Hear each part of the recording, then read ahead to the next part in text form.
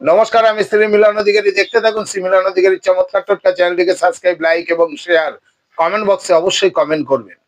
আগামী ২৬শে মার্চ, আগামী ২৬শে মার্চ তুলা রাশি, তুলা লগ্ন, সিংহ রাশি, সিংহ লগ্ন, মকর রাশি, মকর লগ্ন, এই তিনটে রাশি ২৬শে মার্চ থেকে ২৪শে সেপ্টেম্বর খুব সাবধান।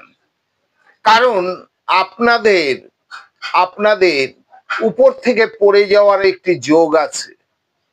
আপনারা রাস্তাঘাটে চলবেন খুব সাবধানে।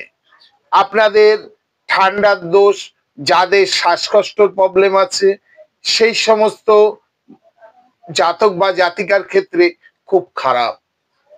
সাবধান থাকুন, ভালো থাকুন, সুস্থ থাকুন।